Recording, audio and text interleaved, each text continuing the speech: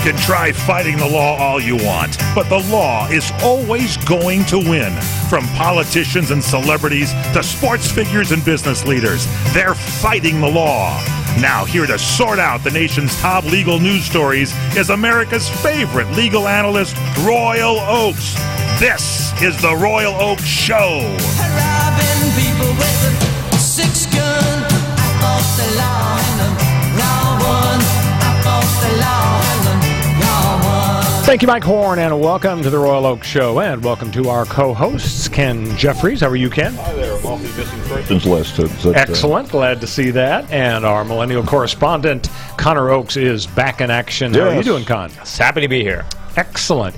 Well, this was an amazing week. I was just talking to Mike Gary a second ago about how does this happen? How does the Manafort guilty verdict and the Michael Cohen plea deal happen within seconds of each other, within minutes of each other?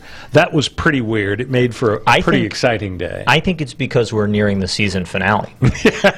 Yeah, really. It's are we just a reality show? Yeah. Is that we're It's all trapped in coming together. Look, it included Trump's reality Omarosa. show? We forgot about Omarosa. You're right. It's all happening at the same time. She didn't schedule her book tour on purpose around the Manafort verdict. It just happened because the finale. Trump's getting damn good ratings, I will say that. So we're going to get to the big week in a second. The Cohen blockbuster, did Trump break the law? We're going to kick that around. Will the payoff investigation of Trump be fair, given who's investigating and prosecuting? What about Manafort's conviction? Is a pardon looming? So we'll get into all of that. But, of course, our features we like to kick the show off with. First of all, we're going to get into a moron of the week, where you pick a moron at the top of the show and an idiotic person at the bottom of the show, and then we vote on who's most moronic. And also we've got our Guess the Verdict feature this week. I'm going to lay some oddball cases on the guys and see who can guess the outcome. So let's begin with a moron of the week. And this is actually kind of an unusual one, guys. It's I don't know whether the morons are the teachers or the students here, and because here's the deal. Religious schools have developed a curriculum and some multiple choice tests for 4th graders and also for 9th graders. Oh, this is going to be great. Yeah, I want to lay these questions on you, and you tell me who the morons are, the teachers who came up with the questions or the kids, if any of them miss these questions. Okay. These are for 4th graders. They're 9 to 10 years old, okay? The word wisdom. Wisdom means a test, godly thinking, or tasty milk. Okay, so let's, who knows if a 4th grader would get it right. But man, when you're talking theology, you got to go super Okay, sure, deep. it's a religious school. I understand Right. it's godly thinking. Okay, Test. I mean, but why not challenge these kids, okay? Here's the next one. Plunger. What does plunger mean? Does it mean dolphin, a pump part, or a brown car? Now, I know they're only 9 or 10, but... Oh, here's a good one. Mr. Francesco Redi was A, famous scientist, or B, a volcano. Okay, it's almost like we need some sort of oversight over our children's education. It's almost like maybe entrusting the growth of young minds. You're just not being fair to religious schools, religious Connor. wackos Louis isn't a great Pasteur. idea. Was Louis Pasteur A, glass bottle, B, an airplane, or C, a scientist? The time is ticking away, Connor. All right, next. Counsel. The word counsel means wise words and ideas or pretty pictures. These are so tough. I can remember being in 4th grade. I was frightened by this stuff. Here's the word spout. Spout means a stream of water, 2 dry ducks, or a playground. Where do they come up with these questions? Well, if maybe they chose them randomly. They chose answers randomly from some sort of collection of dictionary words. That would be a very clever way to do it, because then it would remove the bias of choosing answers like that are seductive for a kid to get distracted by and truly give you a test of whether they can identify. remove It also sounds like something designed for kids that have ADD. Maybe that's it. Sure. Like, be. squirrel, A pretty picture. Yeah. Envelope means A, letter holder, B, donkey supplies. I don't even know what donkey supplies are. I've seen a donkey in an envelope, which was kind of... Donkey Supplies is the name of my ska band. And finally, we're going up to 10th grade, okay? So these are going to be a little harder, guys. I'm warning you. Gird your loins. Mary the First, Queen of England, was called blank because of her persecution of Protestants. A jerk. Was she A, Happy Mary, B, Bloody Mary, or C, Crazy Elizabeth? All the alcoholic 10th graders are going to nail this one. Probably. Yeah. Who succeeded the Shah of Iran? A. Jimmy Carter, B. Jomo Kenyatta, or C. the Ayatollah Khomeini? So slightly harder. They forgot the other one too. That's actually good. The Ayatollah of rock and roller. Which was, That's right. Actually, a disc jockey in L.A. used that for a while. Really? Ron O'Brien I know. on And he didn't KFI get a- radio. didn't Not get a smart fatwa career against move. him. And the last question, guys. The leader of Katanga Province. This is for 10th graders. The leader of Katanga Province was A. Patrick Henry, B. Muhammad Ali, or C. Moise Shambe. So, you know. That one, process I'm of voting for elimination. Patrick Henry on Patrick that. Henry on that. Give me liberty. Give me Katanga Province. Amazing. So that's a very cryptic candidate for moron of the week, either the students or the teachers. How about there. just religious schools generally are the moron of the week? How's that? I don't know. That sounds very biased on your part to terribly conclude that. so, Connor. yes. So now we move to guess the verdict, guys. Before we get into all the Manafort and Cohen drama, I'm going to lay 3 cases on you, and you tell me who won, and we'll just see what kind of batting average you come up with. Okay? All right. Case number 1. General Mills makes Hamburger Helper. Everybody loves it. You remember Cousin Eddie in National Lampoon? He says, I don't know why they call it Hamburger Helper. It does just fine by on itself. own, yeah. All by itself. Well, a Colorado company... You're into that movie too much. I mean, if you remember I these love quotes. it. It's like Caddyshack. classic. Caddyshack and Summer Vacation. It's classic. So a Colorado company thought it'd be fun to sell products called Roadkill Helper and Spotted Owl Helper. The General Mills folks asked them nicely to stop, but they didn't, so GM, General Mills, filed a lawsuit. So who wins? General Mills trying to talk about copyright infringement. Roadkill Helper is going to sound bad and people won't be buying their Hamburger Helper, or do the Roadkill people win? Who do you think? This sounds like a tough one. It is a tough one because you've got fair use, which generally covers parody. But parody, one of the features of parody is that you're not really trying to directly profit off it most of the time. There are exceptions to that where you can profit off of parody and still use it. The other factor is confusion. Are people going to look at this and say, this is a General Mills product? This is It's a tough one. They're going to eat it and they're going to say, this is crap because it's made of roadkill. I hate it. And then they're not going to buy normal Hamburger Helper. I think GM wins. I think so too. I agree. You guys are right. The course we Roadkill are. Helper people lose. They have to get the products off the shelf within a month. Question 2, topic 2. 48-year-old Sarah Milliken of Pennsylvania sues the Keystone State after she's injured in a car crash. She says the highway was unsafe. During her trial, her ex-husband gives the state of Pennsylvania video taken during the time Sarah claimed she was in unbearable pain. It showed that during Biker Week in Daytona Beach, Florida, Sarah, clad in a bikini, wrestled another woman in a vat of coleslaw. Now, she could say it was Did they therapy. relish that? Is that She could say it was therapy, perhaps. Sorry. She might have some sort of excuse. That Who do you actually, think yeah, wins? it's like people do, like swimming pool therapy because there's the resistance. Really? Is coleslaw a Coleslaw. similar sort of Just level Put of that exercise? bikini on, get a Physical professional therapy. wrestler they're in like there her? with you? Maybe she had cute buns. The bikini is just Incidental. exercise Incidental. outfit. That's totally normal. And Biker Week is just. So who wins, Sarah or the state of Pennsylvania? You know what? I think that Penn State's going to take this one down. What do you think, Ken? Yeah, state of Pennsylvania because they didn't want to relish the fact that they That's would right. be taken down. You guys are both right. I'll Pennsylvania do that wins. joke till it kills me. Sarah loses. Final case. An elderly lawyer. Couldn't cut the mustard. I'm sorry. An elderly lawyer for an accused drunk driver asks the court if he could view the videotape that the cops took when they arrested his client on the highway. The bailiff tells him you can watch the tape in the jury room. 15 minutes later, the bailiff walks in and sees the videotape lying in the microwave oven, with the attorney pressing a lot of buttons. The lawyer is arrested for destroying evidence. The only copy of the drunk driver staggering around. So who wins now in the contempt charge against the codger, the elderly lawyer? Does he win, or is he found guilty? I mean, he definitely destroyed the tape intentionally. Drunk driver's going to go out and kill again. Of course, he gets put in contempt. He might as well, if he'd eaten the tape. It's the same thing. Oh my God, is the point that he thought it was a VCR? Did he think it was going to play the tape on the microwave? That's possible. That's possible. Yeah. Is it going to affect your guess? Yeah, I think the sounds is deafening. I think I think he still goes to jail contempt. There's no way he doesn't. Okay, what go about to you, jail Ken? What's your Yeah, I think he's cooked. Judge throws out the charges, admitting that in all fairness, the microwave does look a little like Oh my television. God! I can't believe it happened. Was the judge an old conjurer too? Could he nuke That's anything? the only And explanation. then the guy went out and killed an entire bus full of nuns. Or maybe not. Let's hope that didn't happen. So, our top stories of the week, guys. The question I want to pose to you regarding the Cohen blockbuster is, did President Trump break the law? A lot of people say, Trump's been paying off the gals for a long time. Right. He wasn't running for anything. He just doesn't like his wife at the moment to find out that he's been sleeping with other gals, so he pays them off. This happens during the campaign. Does that make it a campaign contribution? Other people muddy the waters and they say, let me get this straight.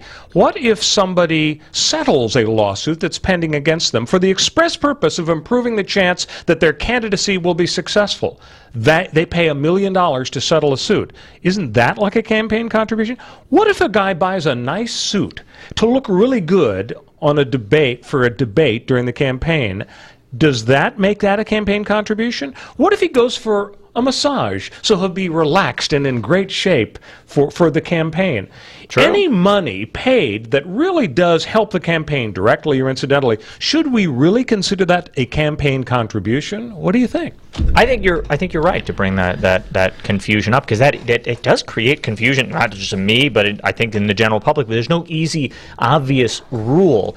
Campaign contributions probably have some obscure definition somewhere in an FCC or FEC regulation or rulemaking procedure. But the sort of colloquial understanding, the general understanding, is that it's something that affects the public and the media, because we mostly spend money on advertising for the public and in the media. And so advertising campaigns and the bus to drive the candidate around, those seem like clear and stupidly obvious campaign contributions. But you're right, everything else could be. I mean, he eats Wheaties that morning for breakfast, and the Wheaties are a campaign contribution. But when you think about it, it's not impossible, I think, to use our discretion to say that this is a payment made for the purpose of the campaign, even though other similar payments have been made outside of the campaign context. Because of the context, it changes it. This payoff to a woman before the election, that was not a campaign contribution. But now he's in a campaign, and that makes it a contribution. So the context has to, I think, be taken all into account, and we understand that this is the sort of thing that you want to make the candidate look better in the public eye. That's a lot like an ad campaign. Well, you know what? Let me check. Let me call up my campaign contribution expert, Duncan Hunter's wife. Oh, that's right. Oh, I've been waiting to get that in. That's so awkward. This Republican congressman and his wife have been indicted for using campaign money for trips and personal expenses, and he's throwing his wife under the bus, apparently? And it's worse because his first argument was, this is a witch hunt. He uses the word witch hunt. He's, Trump's third supporter or whatever. She's the wife. She's the witch. Witch hunt. So hunt for her, not for me. So, but going back to, I'm sorry, maybe I threw that in there, but for the heck of it. But so is it a campaign? Ken, are you receptive to the massage argument? Yeah, we know Trump wanted a happy ending to his campaign. It might be. I'm just saying. Cut the feed. Yeah. You have a 7-second dump button. You could dump all of us right now, I think would be. Yeah. So, no, I think it's going to be difficult. When we come back after the break, what I want to talk about is the effect of Michael Cohen saying, I don't want to die in prison. I've signed a deal that says I'm going to go to prison for 65 years. I could get 3 to 5 instead if I can throw the president under the bus. Guess what? He's got asphalt in his teeth because he's under the bus. Because, damn it, his express purpose in paying off Karen McDougal and Stephanie Clifford, better known as Stormy Daniels, was to give a campaign contribution. Yeah. And therefore, he's as felonious as I am. Yeah. When we come back, we'll talk about that on the Royal Oak Show. We'll be back on CRN with the Royal Oak Show. Hi, everyone. This is Fred Dreyer. You listen to me every week on the Sports Lounge. Well, I'm here to tell you my good friend and co-host, Michael Horn, is making his wine knowledge and his incredible industry contacts available to you. Mike will educate you in the world of wines. He will stock your wine cellar, wine refrigerator, or wine rack with one-of-a-kind wines. Also, as a lover of a great glass of port, I will share with you my experiences in finding the cigars that fit your palate. I will help you stock your humidor with great cigars that reflect your growing taste and the very best smokes for your budget. Mike and I can set up a once-in-a-lifetime wine dinner, and I can host a sports cigar party. Call us today at 818-818-6400. That's 818-818-6400. Let us find the dream wines and cigars of your lifetime. When you really want Italian food, you have got to get to Columbo's. Columbo's Italian Steakhouse and Jazz Club, Colorado Boulevard, Eagle Rock. It's that little neighborhood place you wish was down the street from you. What happened to summer? You turn around and it's gone. So what do? Solution. Either stop turning around or head on over to Columbo's and enjoy the most delicious steaks imaginable. Seafood that brings awe and wonderment to your happy little taste buds. Columbo family Italian recipes so special they're kept under lock and key at an undisclosed and secure location. Jazz every night and the world's greatest meatballs. Need I say more? Oh, but I will. Enjoy the summer and head on over to Columbo's Italian Steakhouse. Good Time Central. Columbo's, because it really is that little neighborhood place you wish was down the street from you. Columbo's. Mangia. Do you owe back taxes to the IRS? Newsflash, the president has changed the tax laws, and now you may be able to pay the IRS less. If you owe $10,000 or more in back taxes, the tax doctor can help you pay the IRS as little as possible allowed by law. There are new tax laws for business owners, the self-employed, even W-2 workers. If you have a back tax problem or a few years of unfilled returns, new help to save you money is now here. Call right now to see how the new tax laws can help you. Plus, right now, we'll waive the consultation fee and give you a free tax savings report. Attention business owners, the self-employed, and W-2 workers. Make this free call to the tax doctor now and learn how to take advantage of the new tax laws that may help you pay the IRS less. 800-985-1610. 800-985-1610. 800-985-1610. That's 800-985-1610. Welcome back to the Royal Oak Show with our co-host Ken Jeffries and our millennial correspondent Connor Oakes. So we're talking about just how much trouble President Trump might be in. An interesting piece in the New York Times a couple of days ago by Neil Katyal. He was the Solicitor General for the Obama administration, the guy that would argue all the cases before the U.S. Supreme Court for the government. So he points out Trump's kind of changing his opinion. He started out saying he didn't know anything about the payments to the gals. Then he changed. He said, well, I didn't have any personal responsibility for that. Now he's saying, well, yeah, the money went out, but it wasn't a crime.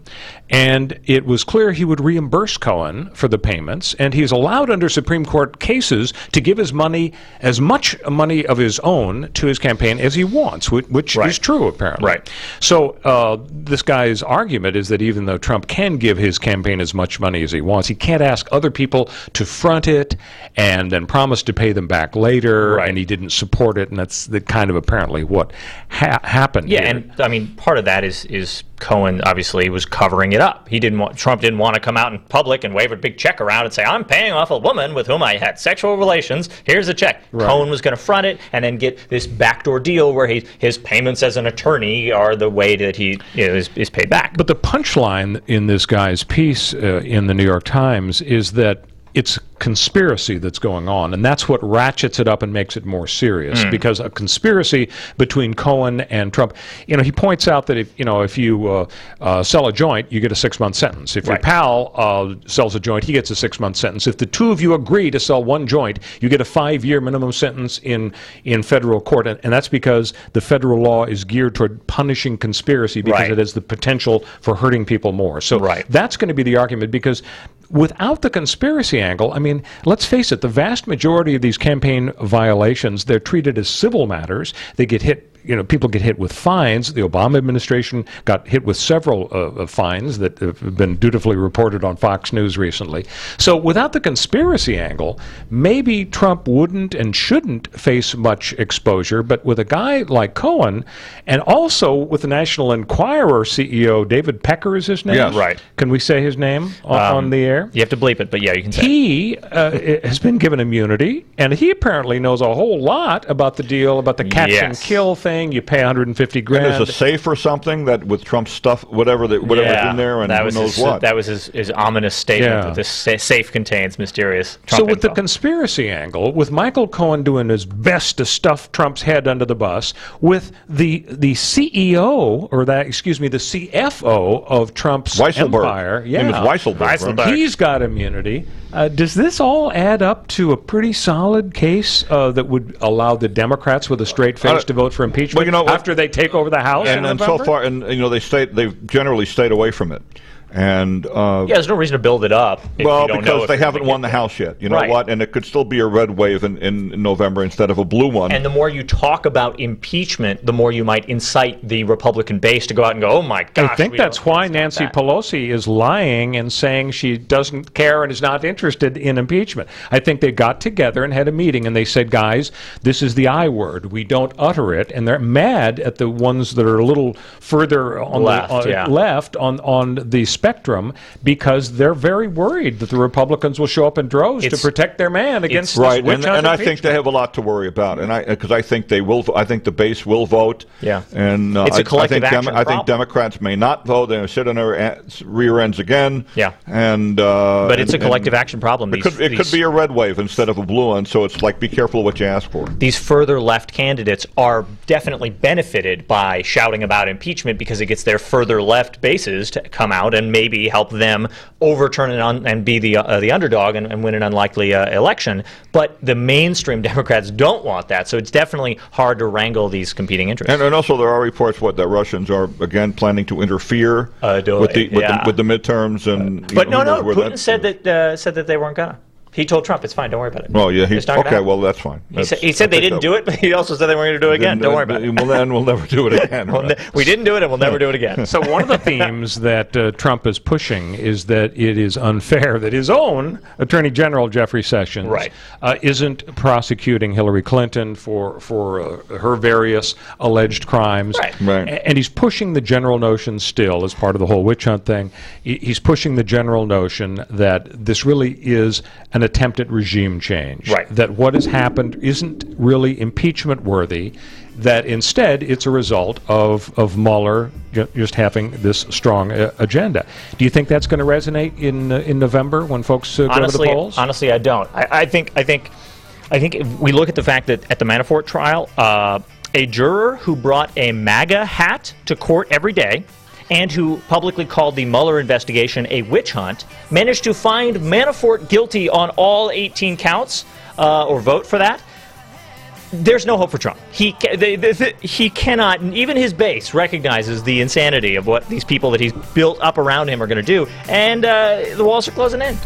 When we come back, we're going to take a deeper dive into the Manafort conviction. It was pretty amazing. One of the 12 jurors was holding out on 10 of the counts. We're going to talk about that here on the Royal Oak Show, so stay with us. We'll be back on CRN with the Royal Oak Show. Hey, Lorraine, do you realize that your mother, my mother-in-law, Chef Maria, has been serving Las Vegas since 1949? Yes, I do, Dennis. That's when she first met Howard Hughes, who fell in love with her cooking. And in 1955, she opened her first restaurant on Fremont Street. Yes, dear. And another great customer was Liberace. Wow. Then in 1962, while Frank Sinatra and the Rat Pack were causing global excitement on the Las Vegas Strip, your family opened their second restaurant. And in 1972, Elvis Presley began electrifying Las Vegas audiences and eating in our restaurant. You know, Lorraine, this is quite a town. There's only one Las Vegas. And there's only one Bootlegger Italian Bistro. Folks, when you're in Las Vegas, come visit us. We'll make you feel like you're part of our family. The Bootlegger Italian Bistro, conveniently located at 7700 Las Vegas Boulevard, South Strip. Visit our website at www.bootleggerlasvegas.com. Do you want to fly somewhere, anywhere in the world? Smart travelers call myflightsearch.com for the best deals on flight tickets. Going to Manila, Bangkok, London, how about Singapore? Call myflightsearch.com for the lowest flight tickets available. What about a local vacation? Let's say you want to fly to Vegas, Orlando, Miami, Los Angeles, or Denver. Pick up the phone and call myflightsearch.com right now. We have exclusive deals that you can't find anywhere else. The only way you can get these low airline prices is by calling us. We have so many low prices available, we can't possibly tell them to you right here and now. If you're flying somewhere anytime in the next 6 months and you want the lowest airline ticket prices anywhere, you owe it to yourself to save a ton of money. So pick up your cell phone and call myflightsearch.com right now. Call 800-445-3166. 800-445-3166. That's 800-445-3166. Call now. 800-445-3166. What are you going to do with your old car? You can try selling it, you could junk it, or you could donate it to Heritage for the Blind. Your car will be towed away for free, and your donation is tax deductible. Just call 1-800-785-9618. Heritage for the Blind accepts cars, vans, trucks, and boats. It doesn't matter if your vehicle runs or not. It will be towed away for free, and you'll be supporting those that need help. Heritage for the Blind is a nonprofit organization that helps the visually impaired live fuller lives. Call right now to donate your car, and as a special thank you for calling, you'll receive a free 3-day vacation voucher to many exciting locations. Call Heritage for the Blind right now, 1-800-785-9618. Donating is easy, and your vehicle is towed away for free. Plus, you'll get a free vacation voucher. Call now, 1-800-785-9618. That's 1-800-785-9618. You order a glass of your favorite Cabernet, fresh asparagus, hollandaise on the side, a filet, medium rare. You unfurl your napkin with a flair, close your eyes, and prepare to listen. Ah, there it is. The sweet music you long to hear. The sizzle. The sizzle of a Ruth's Chris steak. The most magnificent corn-fed prime beef, broiled to perfection at 1800 degrees. Some call it a sizzle. We call it an anthem. As the waiter approaches, you think, is this one mine or that one? Ruth's Chris Steakhouse.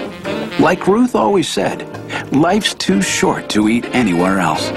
Make a reservation online at ruthschris.com or by calling 800-544-0808. Welcome back to the Royal Oak Show with our co-host Ken Jeffries and our millennial correspondent Connor Oakes. So the Manafort conviction, interesting. People started to wonder, oh my goodness, maybe there's going to be a hung jury. Maybe he'll even win. They deliberated Thursday and Friday, and then Monday, and I guess Tuesday it hit. So interestingly, I guess one juror has spoken, a middle-aged lady who went on Fox News. She said she was a Trump supporter. She even had one of those MAGA hats that I guess she carried around in her car. Mm-hmm. And she voted against Manafort. She, in fact, wanted to vote guilty on all 18 counts. She said one holdout insisted on voting not guilty on 10 of the 18 counts, and they couldn't change her mind, and so the judge said, we got a hung jury on those. There'll probably be a retrial. But that one juror who held out on the 10 did vote guilty on 8 counts. So you were saying, Ken, it troubles you that she was allowed to stay on the jury, the lady that had the MAGA hat. Well, was that because she wore it, right? I mean, is that preclude her? I guess obviously it didn't from being a juror. If you wear it, in the courtroom, nobody suggested that. It's just that she is a Trump supporter to the point where she had the hat and wore it occasionally. But I guess my concern is, first, I think it's refreshing. It says something wonderful about the jury system, that a person who is not only a Trump supporter but wears the silly hat would actually vote to convict Manafort, his guy. Yeah, it's impressive. Now, but it troubles you, it sounds like, that she would even have been allowed. Well, how did she get that far in the voir dire is what they call during it right the voir dire process. You're the legal guys, I'm not. During the voir dire process, it may have come out that she was a Republican supporter of Trump. Maybe even she wore the hat and so on.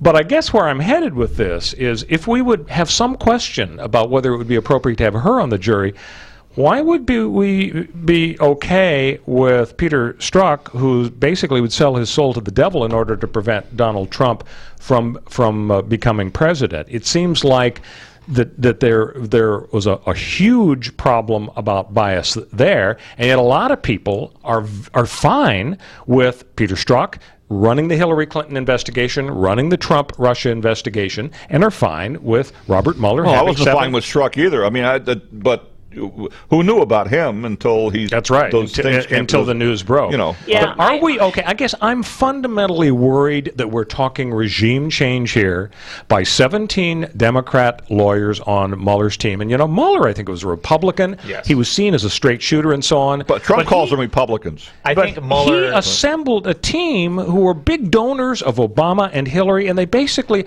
I don't know that they're that much different from Peter and Lisa when it comes to the animosity level. Are we okay with people like that running the show when regime change seems to be what's on their mind? Well, wait a minute. I just want to double back. Trump calls them all.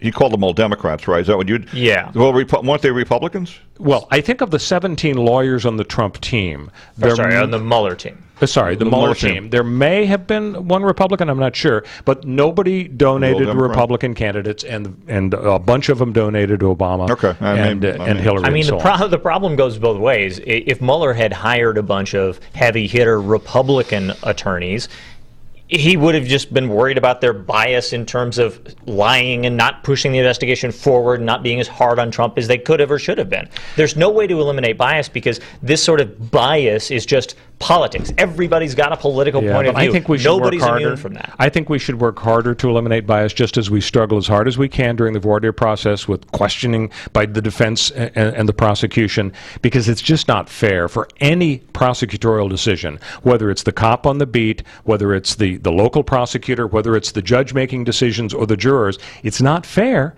for people to be making decisions when it's motivated by anything other than an attempt to get at the truth. I mean, look at the Duke lacrosse rape situation. Okay. I mean, that DA should have been sent to prison because he dumped the exculpatory DNA evidence that allowed, because of a defense investigator working really hard, that allowed those guys to be shown to be innocent. So I mean, we have an advocacy system and a jury system, and they're separate. So we can't think of these 17 attorneys as a jury. Yeah, they're prosecutors, and prosecutors have power, and prosecutorial discretion is dangerous when wielded, but they're not Trump's jury. Trump's jury would be an actual jury if he's indicted, or Trump's jury would be Congress, which is very favorable to him at the moment, but that might change. So yeah, the people pushing the investigation might have biases, but we have a system in check, a check and balance system, where Trump will have advocates on his side to, fight for his interests later if there's ever any trial, and you have the court of public opinion in terms of his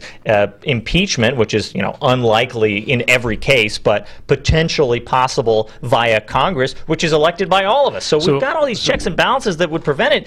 The fact that we've got prosecutors on the case whose job it is to push the investigation forward, who might want to push the investigation forward extra hard, it's all pretty, multi-level down. I'm not too worried about it. Speaking of advocates, Trump seems to be an advocate for Manafort. He said it's sad what happened to him.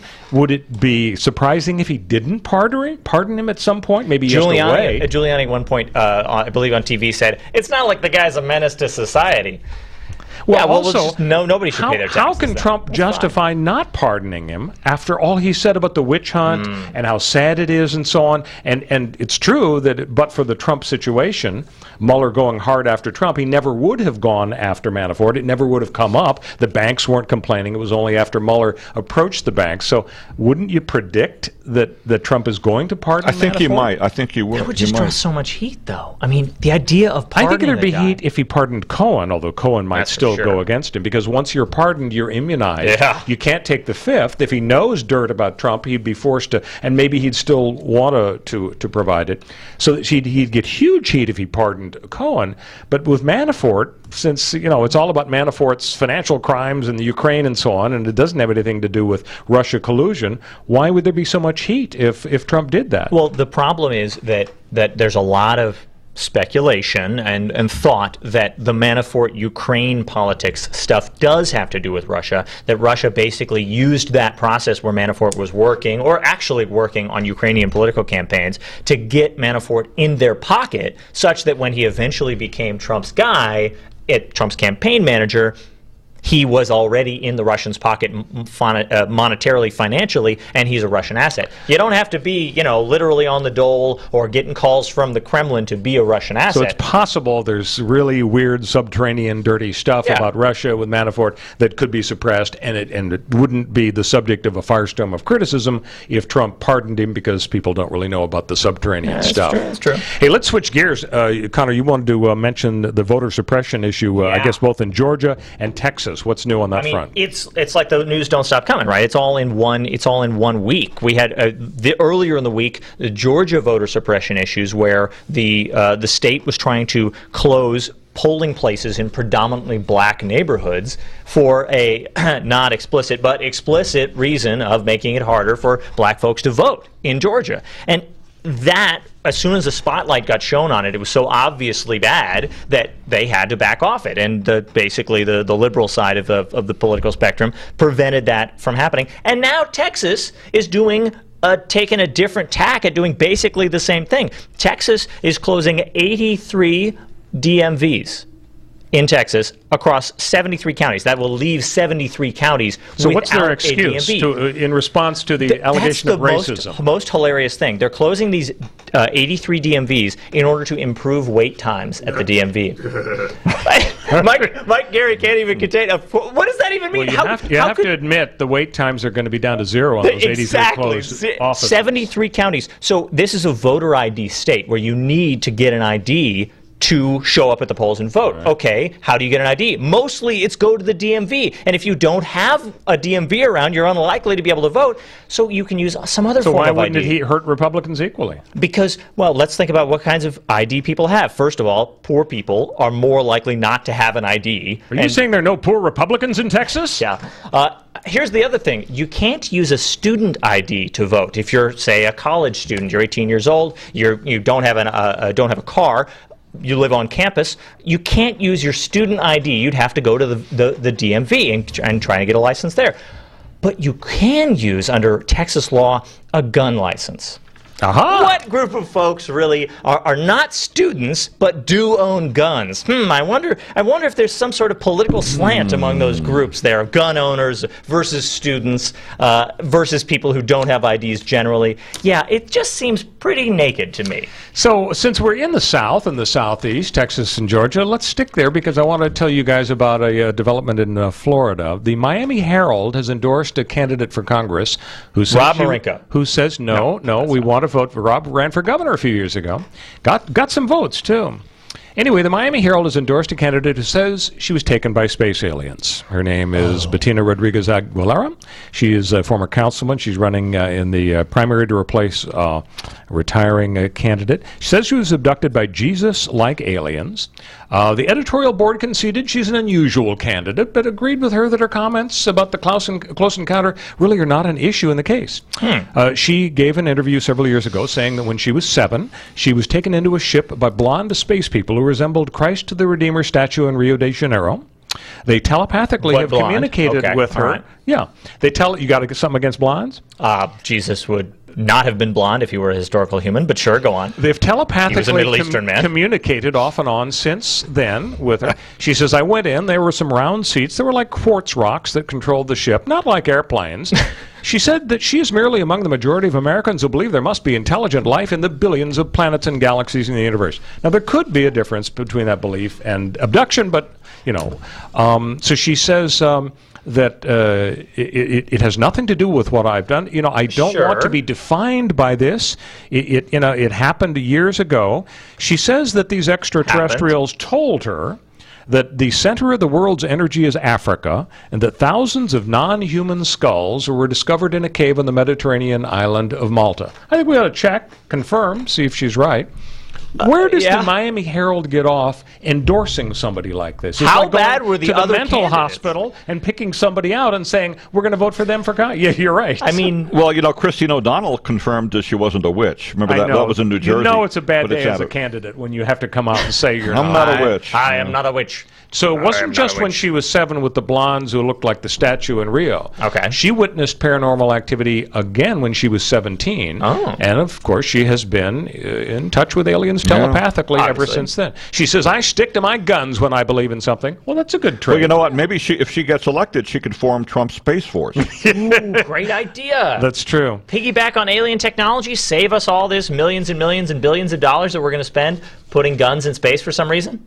Anyway, I think that if I were a subscriber to the Miami Herald, I would probably cancel my subscription. Yeah, you're done. Yeah, exactly right. Yeah. So the next problem that we've got to solve here is that of a utility up in Washington State that sent a password. You know, when your password, you can't remember it, you get a temporary password in the mail. Okay. So this is a black woman who was calling, and apparently she'd called a couple of times to complain about some things. So they send her temporary password. Would you like to guess what the temporary password was? Given that you said it was a black woman. It was the N-word. Oh, yeah, no. Yeah. She happens to be a no. board member with the Seattle NAACP chapter. Oh, no. She said she called the operator, and the operator said, I didn't think the word needed to be screened out as an automatic password because nobody uses it anymore except in the movies. Blazing Saddles, I think, would. Sorry, Blazing Mel Brooks. Saddles but, counts, exactly right. Perhaps, I don't know, other examples. Can I always say, if Blazing Saddles, years ago, when Blazing Saddles went on television, they would edit out the passing gas scene with the cowboys. Really? But they would leave in the N-word. Really? I now didn't it would be realize that. reversed. I would hope. Absolutely. Wow. So Puget Sound Energy has responded to the controversy. No, was it spelled? I don't want you to spell it, but was it spelled the same, or was it spelled a little differently? I believe they spelled it correctly. Yeah. Oh my But it could be, God. the African country, which That's possibly. true. Yeah. Puget Sound Energy has said that the password was randomly generated, and they've apologized to her. They just have a hall of monkeys and typewriters, and they're just banging out passwords. And eventually, you're going to get Macbeth and some bad words. She suggested the password was assigned to her on purpose after the previous complaint. The company gave assurances that employees like the one she spoke to do not have access to the system, but they did say they will more carefully screen passwords in the future, and the call center representative is undergoing training now. So That's a good call. Yes, there's a re-education program. Yeah. So Elizabeth Warren is in the news. Our mayor, Eric Garcetti, isn't the only person who's running for president. Elizabeth Warren, she's not really making a secret of the fact that she'd love to be a commander-in-chief. My question is it fair for her to be complaining about income inequality when she is so damned rich? Do you have any idea how much she has made? $450,000 in the last year mostly for her books. Of course, she's got her nice Senate salary and so on, which is fine. Her husband teaches law at a Harvard Law School. Not bad. He makes $450,000. So their family makes $900,000 a year. So they're not even millionaires. So many people That's how that works, pushing. right? I think many people. I mean, the solution to income inequality involves taking money from people who are barely comfortable or comfortable, redistributing it, and thus restricting the happiness and the comfort and the money of the people who were barely comfortable or comfortable, in order to redistribute the money. That's an interesting way to define. Yeah, I think that's essential. No, that's essentially what solving income inequality is. So that the people who are in the middle class, they don't get the substantial rewards for hard work that they would have gotten because the money is redistributed. That's not how I would When you describe look it. at people pushing for these reforms, take Elizabeth Warren and her husband, millionaires every year. Take the Obamas. He and his family have tens of millions of dollars. They've earned it, okay? He is the former president, super popular, writes these wonderful books, gets $300,000 per speech, and they are never going to want for anything. They are never going to make a bed, wash a dish, balance a household budget. They are like royalty. Right. They want the barely comfortable in the society to be less comfortable, to move money. I'm just suggesting that if we're going to go to reform and have income inequality solutions, it shouldn't be called for by people who are going to be super comfortable no matter what happens. I mean, I feel like that's kind of like saying a guy can't be a feminist, you know? I mean, regardless of the position of privilege that you're in, you can still be part of the solution, even if it's not going to hurt you on the way out. I hear what you're saying. Yeah. When we come back, we're going to have our hot tub time machine. We're going to have our second moron of the week, and we're also going to talk about Justice to be Kavanaugh on the Royal Oak Show. We'll be back on CRN with the Royal Oak Show. You're experiencing pain, back pain, shoulder, elbow, or hand pain from a sports injury. If so, schedule a visit with Dr. Michael Sheps, the leading expert in laser therapy for pain management. Call 310-873-4422 or go to drsheps.com.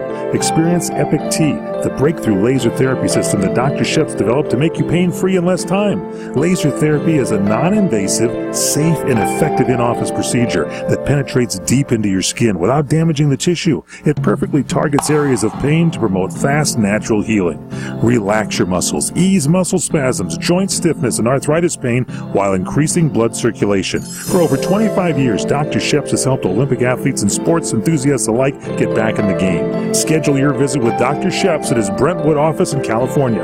Call 310-873-4422 or visit drsheps.com. That's DRSHEPS.com. 310-873-4422. Welcome to your island home away from home at Kaanapali Beach Hotel. Relax and unwind on 11 acres of tropical gardens by the whale-shaped pool or in a beachfront cabana. Enjoy your favorite ocean activities, culture activities, and free nightly entertainment. A perfect setting for weddings, honeymoons, family vacations, or just a weekend getaway. Experience aloha at its best at Hawaii's most Hawaiian hotel. Call 661-0011 or visit kbhmaui.com and let us welcome you and your ohana to ours. Enjoy Tiki Live, the best cable alternative choice today, with hundreds of premium live TV programming, including ESPN, CNN, Fox News, Disney, AMC, Bravo, XF, OWN, and CRN Talk. Plus no contracts and low month-to-month service. Tiki Live, servicing North America, including the Caribbean. To get started, visit TikiLive.com to order hundreds of channels, including CRN Talk, at a fraction of what you're paying today. Visit TikiLive.com. That's TikiLive.com. The following ad contains shocking material. Listener discretion is advised. Is someone in your family playing a dangerous game of Russian roulette? Over 43,000 people die a year from drug overdose. 120 people a day. 5 people every hour. 1 person every 12 minutes. 88,000 people die every year from alcohol abuse. Over 240 people a day. 10 an hour. 1 person every 6 minutes. Somebody you know may be next. Learn how to help someone you love get away from the drugs, alcohol, and bad influences. With the FMLA, people can take a leave of absence from their job and still keep it. Call Quit Drugs 321 now at 800-378-3315, 800-378-3315, 800-378-3315. That's 800-378-3315. Welcome back to the Royal Oak Show with our co-host Ken Jeffries and our millennial correspondent Connor Oakes. So, Judge Kavanaugh, he's a judge right now because he's on the Court of Appeals. He wants to be a justice. He's written a lot about presidential power and interference with presidents. So while it's almost like he knew he was going to get picked by a president. Well, the thing is, he's kind of had a change of heart. He was on the Ken Starr team, and so he was pushing against Clinton, and a Democrat in support of the idea. that Clinton should be subject to a deposition and a lawsuit. And the Supreme Court said, Paula Jones said that you harassed her before you were president, and we're cool with somebody filing a lawsuit against you while you're president and making you respond to it. And he had to give his deposition, and he allegedly lied. It was found that he committed perjury, and that was one of the Republican grounds for impeachment that went nowhere, and the American public thought that was a big time overreaching. Well, Kavanaugh, long before he was nominated recently for the Supreme Court job, he had a change of heart, and he has written for several years that was kind of overreaching. That presidents shouldn't be bothered, and their lives shouldn't be cluttered up with the criminal investigations and civil investigations and lawsuits and depositions and so on. They got to be worried about where the nuclear football is. Et cetera, et cetera. They got more important there stuff, you go. So he Justice can wait. Yeah, he's written. He said that the Constitution establishes a clear mechanism to deter executive malfeasance. We shouldn't burden a sitting president with civil suits, criminal investigations, or criminal prosecutions. He wrote shortly after President Obama took office. I think this temporary deferral of charges and so on should excuse the president from depositions or questioning in civil litigation or criminal investigations. And, there's an argument for that. Yeah. So now the question is, was that kind of the reason that President Trump picked him among all of the wonderful dozens of candidates? In other words, could he be eventually sitting on the Supreme Court if it gets, for lack of a better term, jammed through before the midterms? Yeah. Would he be sitting in judgment of Donald Trump? Yeah. And is he going to be in a position to answer kind of an interesting question, namely, is Trump required to respond to a subpoena? We've been talking about this, will he respond to questions and go have a meeting with Mueller? Well, I think with all this recent stuff with Manafort and Cohen, total no-brainer. It would be so stupid for Trump to sit down with Mueller. Except truth isn't truth. And when Rudy Giuliani. There was more context to that, but it's hilarious. Yeah, but the truth is, I love it. I know, there was more context. So, it seems like Trump, if he's smart, he's not going to go along with the interview, and he's going to hope maybe that with Kavanaugh on the Supreme Court, he won't even have to respond to a subpoena. Yeah. That would change the whole negotiation. It would change the balance of power, because right now, Trump is facing the possibility that he will be indicted, served with a subpoena. If that is the case, and if he then is forced to sit down, it will look real bad, basically no matter how it goes, for him to be dragged sort of in chains in there. Now, if instead he goes involuntarily, it could look good for him. So he's in a negotiation phase, and if suddenly the balance of power in that changes dramatically because he doesn't think he could ever be compelled, suddenly there's just no way he does it voluntarily. So the big news of the week, apart from Cohen and Manafort, was the animal crackers. The bars have been taken down. Oh, yeah. Which huge deal. You think that's a pretty good politically correct move because because circuses are evil torture mechanisms for animals? Yeah, probably. But you can still eat the animals, which is still eat the animals. Yeah. It's symbolic. And just for the record, as Rob Marinko pointed out in his news, they aren't actually animals. They're just crackers. They are crackers. That's true. Yeah, that's right. So time for our Hot Tub Time Machine segment, folks, and see if you guys can guess what's going on here. All right. Mike Gary, please play us out. Robinson dashes for the plate.